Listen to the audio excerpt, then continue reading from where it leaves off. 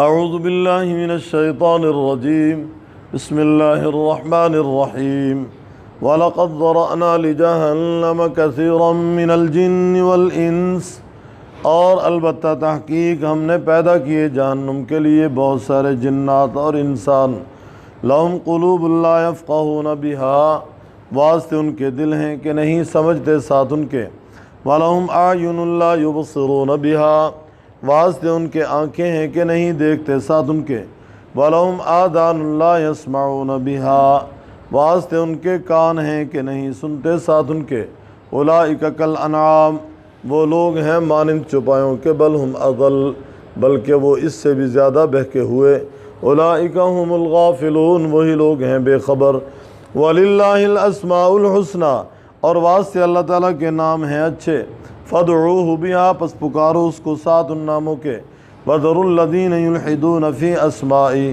چھوڑ دو ان کو جو ٹیڑھا پن اختیار کرتے ہیں اس کے ناموں میں، کجروی الحاد پنا، سَيُجْزَوْنَ مَا كَانُوا يَعْمَلُونَ، ان قریب بدلہ دیا جائے اس کا جو تھے وہ کرتے، وَمِمَّنْ خَلَقْنَا أُمَّةٌ يَهْدُونَ بِالْحَقِّ، اور ان سے جن کو ہم نے پیدا کیا ایک امت ہے، يَهْدُونَ بِالْحَقِّ، جو رہنمائی کرتی ہے ساتھ حق، وَبِهِ يَعْدِلُونَ، اور ساتھ اس کے وہ انصاف کرتی ہے۔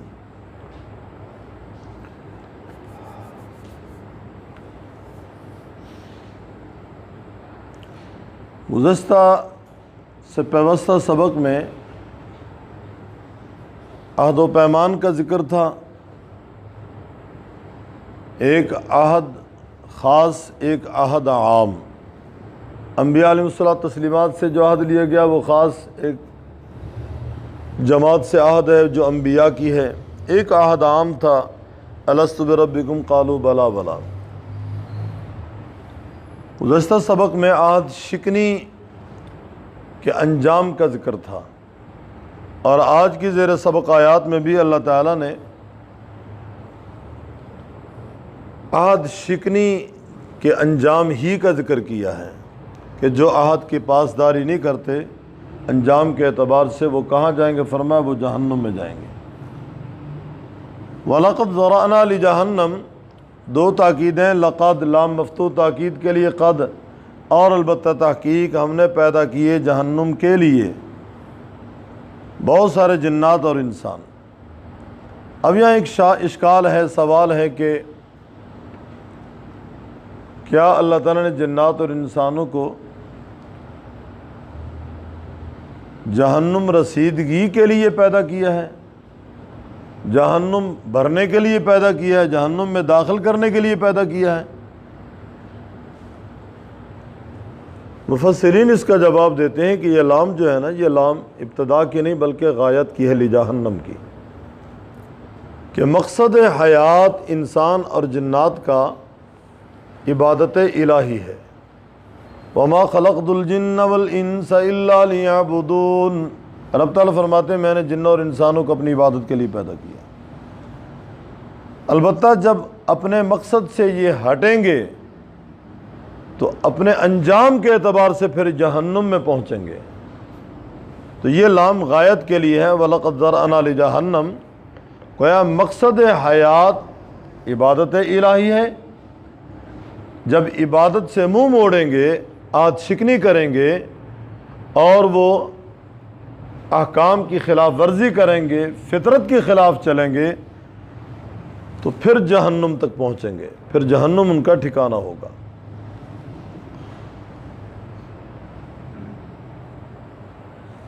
میدان محشر ہوگا،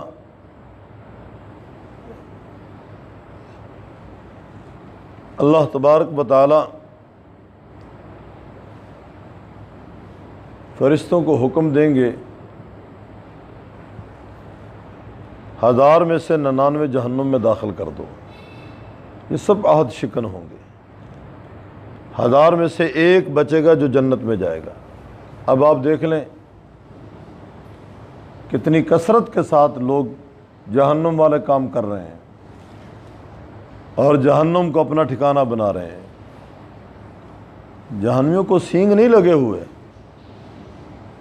اعاذنا اللہ، اللہ تعالی ہم سب کو اپنی پناہ میں رکھے، ہم سب کی حفاظت فرمائے۔ جب کوئی ایمان سے خالی ہوتا ہے اور کفر شرک کو ترجیح دیتا ہے تو گویا وہ جہنم والے راستے پہ چل رہا ہے۔ اگر اس نے توبہ نہ کی، اسلام قبول نہ کیا، اسلام میں واپس نہ آیا تو اس کا آخری ٹھکانہ پھر جہنم ہی ہے۔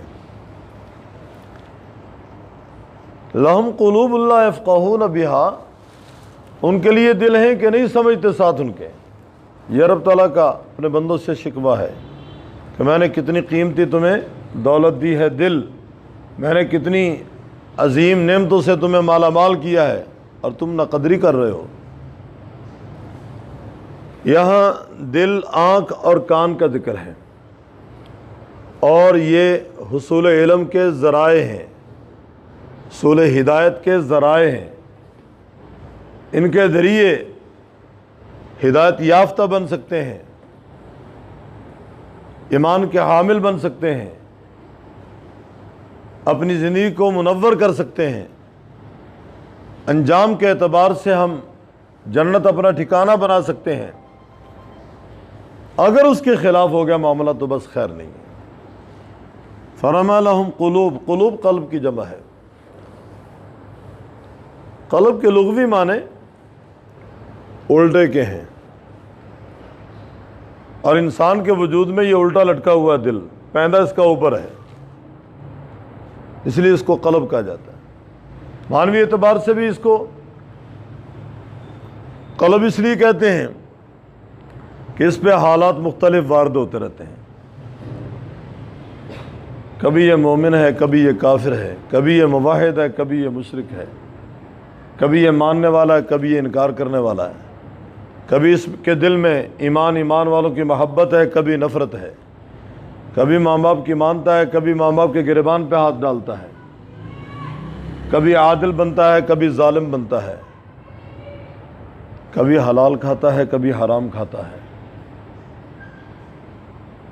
کبھی خنزیر کو بکرا بنا بیٹھتا ہے، کبھی بکرا بھی چوری کر کے کھاتا ہے۔ یہ حالات وارد ہوتے رہتے ہیں۔ تو انسان کو چونکہ اللہ تعالیٰ نے محض مختار، محض مجبور بنایا ہے، جب اپنے اختیار کے تحت وہ غلط چلے گا تو اللہ تعالیٰ نے اسی طرف اس کو چلانا ہے۔ لہم قلوب لا یفقہون بہا، فرما ان کے لیے دل ہیں نہیں سمجھتے ساتھ ان کے۔ اور اگر دیکھا جائے تو انسان کے جسم میں دل ایک بہت بڑی حیثیت کا مالک ہے اور ایک بہت قیمتی جوہر ہے انسان کے وجود میں۔ دل، دماغ، جگر یہ اعضائے رئیسہ کہلاتے ہیں۔ دل، دماغ، جگر یہ اعضائے رئیسہ کہلاتے ہیں۔ ان میں سے کوئی بھی بیمار ہو جائے آدمی کی ڈیتھ ہو جاتی ہے۔ جگر ختم ہو جائے تب مر جاتا ہے، دل ختم ہو جائے تب مر جاتا ہے، دماغ ختم ہو جائے تب مر جاتا ہے۔ یہ اعضائے رئیسہ کہلاتے ہیں۔ میں اور آپ جب کھانا کھاتے ہیں نا، یہ کھانا کہاں جاتا ہے؟ معدے میں، پھر باریک نالیوں کے ذریعے معدہ جگر کو دیتا ہے، پھر جگر اس سے خون بناتا ہے، پھر یہ خون دل تک پہنچتا ہے، اور اتنی باریک وینے ہیں کہ وہ عام دیکھنے والا دیکھ بھی نہیں سکتا ان کو۔ اتنی باریک وینوں سے یہ خون گزر کر قلب تک پہنچتا ہے، اور قلب پھر پورے وجود میں سپلائی دیتا ہے۔ جہاں جہاں جس عضو کو ضرورت ہے وہ اپنی مطلوبہ ضرورت پوری کر رہا ہے۔ بالوں کو ضرورت ہے، ہڈیوں کو ضرورت ہے، پوست کو ضرورت ہے، ہاتھوں کو ضرورت ہے، پاؤں کو ضرورت ہے، انسان کے جسم کو، یہ کھال کو ضرورت ہے، سکن کو ضرورت ہے۔ جہاں جہاں جس چیز کو ضرورت ہے وہ اس سے اپنی غذا مطلوبہ لے لیتا ہے، اور پھر جو پھوک رہ جاتا ہے اس کو فضلہ کہتے ہیں، وہ خارج ہو جاتا ہے۔ کتنی بڑی نعمت ہے۔ قلب فیل ہو جائے تب موت، جگر فیل ہو جائے تب موت، دماغ فیل ہو جائے تب موت۔ تو یہ تین اعضاء رئیسہ کہلاتے ہیں۔ لہم قلوب لا یفقہون بہا۔ حدیث میں ذکر آپ علیہ السلام نے فرمایا انسان کے وجود میں ایک ایسا ٹکڑا ہے، وہ درست ہو تو سارا نظام ٹھیک رہتا ہے، وہ خراب ہو تو سارا نظام خراب ہو جاتا ہے۔ الا وہی القلب، فرمایا وہ قلب ہے۔ اور دل کی حقیقت اگر دیکھی جائے، محبت کا تعلق اسی دل سے ہے، نفرت کا تعلق اسی دل سے ہے، ایمان کا تعلق اسی دل سے ہے، کفر کا تعلق اسی دل سے ہے، ارادوں کے بدلنے کا تعلق اسی دل سے ہے۔ لہم قلوب لا یفقہون بہا، ان کے لیے دل ہے نہیں سمجھتے ساتھ ان کے، وَلَهُمْ أَعْيُنٌ لَا يُبْصِرُونَ بِهَا، ان کے لیے آنکھیں کہ نہیں دیکھتے ساتھ ان کے۔ اللہ تعالیٰ نے آنکھ یہ بھی حصول علم کا ذریعہ بنا دی۔ آنکھ کے ذریعے آدمی دیکھتا ہے، دل کو متوجہ کرتا ہے، دل دماغ کو متوجہ کرتا ہے۔ وَلَهُمْ آذَانٌ لَا يَسْمَعُونَ بِهَا، ان کے لیے کان ہے، آذان اذن کی جمع ہے، عین کی جمع ہے، آنکھیں ہیں، کان ہیں، آنکھیں دیکھنے کے لیے، کان سننے کے لیے، اور آنکھ کا اصل کام تو جس کو دیکھنے کا ہے وہ قرآن کریم ہی ہے۔ آنکھ اللہ نے بنائی ہے قرآن پاک دیکھنے کے لیے، کعبۃ اللہ دیکھنے کے لیے، اور پھر ماں باپ کا چہرہ دیکھنے کے لیے، علماء کو دیکھنے کے لیے۔ جب آنکھ کو ہم اتنی آزادی دیں گے کہ وہ جو چاہے دیکھے، تو آنکھ غلط میسج دے گی دل کو، اس کا نتیجہ کچھ اور نکلے گا۔ اور کان کا کام کیا ہے؟ قرآن پاک کی آواز سنیں، علماء کی آواز سنیں، ماں باپ کی آواز سنیں، ضرورت مندوں کی آواز سنیں، خلق خدا کی آواز سنیں، ان کی ضرورت کو پورا کرنے کے لیے میدان میں نکلے۔ اللہ نے کان دیے، اور ہم کانوں سے کیا سن رہے ہیں؟ موسیقی سے ہم نے اپنے کانوں کو ہر وقت مصروف کر رکھا ہے، اور پھر بچے کی زبان پہ موسیقی روح کی غذا ہے۔ کس بے وقوف نے کہہ دیا موسیقی روح کی غذا ہے؟ روح کو بیمار کرنے والا جراثیم ہے۔ روح کی غذا قرآن پاک کی تلاوت ہے، قرآن پاک کا سننا ہے۔ آنکھ دیکھنے کے لیے بنائی، آنکھ کے ذریعے آدمی مطالعہ کرے قرآن پاک کا، قرآن پاک کے علوم کا، اور عالم بنے۔ کانوں کے ذریعے سنے، عالم بنے، دل کا متوجہ کرے، دل اس کا مرکز بنے ایمان کا، اور اعمال صالحہ کے لیے وہ اپنے گویا کہ اعضاء کو متوجہ کرے، جوارح کو متوجہ کرے۔ اولئک کالانعام بل ھم اضل، فرمایا جن کے دل حقیقت سے خالی ہیں، ایمان سے خالی ہیں، اور آنکھیں اور کان نہ حق دیکھتی ہیں نہ حق کو سنتی ہیں، فرمایا پھر چوپایوں کے ساتھ ان کی مماثلت ہے، اور چوپایوں سے کوئی وہ جدا مخلوق نہیں ہے، وہ بھی چوپایوں کی طرح۔ اولئک کالانعام بل ھم اضل، وہ چوپایوں کی مانند بلکہ اس سے بھی زیادہ بہکے ہوئے ہیں۔ اسے بھینسا کہہ دو، گائے کہہ دو، بیل کہہ دو، اسے کوئی بھی کسی بھی جانور کا نام دے دو، کوئی بات نہیں۔ جب اس نے دل سے، کان سے اور آنکھوں سے وہ کام لیا ہی نہیں ہے جس کے لیے ان کی تخلیق ہوئی ہے، تو پھر وہ جانوروں کی طرح ہے۔ اولئک کالانعام بل ھم اضل اولئک ھم الغافلون، وہی لوگ ہیں بے خبر۔ وَلِلَّهِ الْأَسْمَاءُ الْحُسْنَى، اللہ تعالیٰ کے لیے نام اچھے، اسماء اسم کی جمع ہے، اللہ تعالیٰ کے لیے نام اچھے، پکارو اس کو ساتھ ان ناموں کے۔ حدیث میں ذکر آپ علیہ السلام نے فرمایا اللہ تعالیٰ کے 99 نام ہیں، فرمایا جو یاد کرے گا جنت اس کا ٹھکانہ ہے۔ یاد کرنے کا معنی یہ ہے کہ جس نے ان کو پڑھا اور ان کو سمجھا اور ان کے مطابق عقیدہ بنایا، اس کے لیے جنت ہے۔ صرف زبانی پڑھنے سے جنت نہیں بنے گی، ہاں باعث برکت ہے ان کا پڑھنا، برکت سے خالی نہیں ہے، برکت ضرور ملے گی، لیکن جنت کا جو وعدہ ہے ان ناموں کو پڑھ کر اس کے مطابق عقیدہ بنانے سے ہے۔ ایک نام اللہ تعالیٰ کا ذاتی ہے اللہ، اللہ سب کہہ لو، اللہ اللہ اللہ اللہ. سوموار کو ہم تھوڑی دیر کے لیے بیٹھتے ہیں, محبت سے بیٹھا کریں, محبت سے بیٹھا کریں. یہ لفظ اللہ کو منقش کر لیں اپنے دل پہ, ہمارا دل گواہی دے اس بات کی, اللہ احد اللہ الصمد لم یلد ولم یولد ولم یکن لہ کفوا احد. ساری تکلیفیں کافور ہو جائیں گی, سارے غم ٹل جائیں گے. پریشان آدمی, ابو داؤد شریف کی روایت کے مطابق اگر صبح و شام یہ پڑھ لے نا, حسبی اللہ لا الہ الا هو علیہ توکلت وہو رب العرش العظیم, اس کا غم کافور ہو جائیں گے, غم ٹل جائیں گے اس کے. سورہ توبہ کی آخری آیت فقل حسبی اللہ لا الہ الا هو علیہ توکلت وہو رب العرش العظیم, جب بطور وظیفے کے آپ پڑھیں حسبی اللہ سے شروع کر دیں, حسبی اللہ. پوری آیت نہ بھی آئے تو حسبی اللہ حسبی اللہ حسبی اللہ کفایت کرے گا یہ عمل. اللہ تعالیٰ کا نام ذاتی ہے, اللہ رب العزت کے باقی نام صفاتی ہے. کچھ ایسے نام ہیں جو مشترک ہیں, گویا اللہ تعالیٰ کے لیے بھی مخلوق, مثال کے طور پر رؤوف, رحیم, کریم.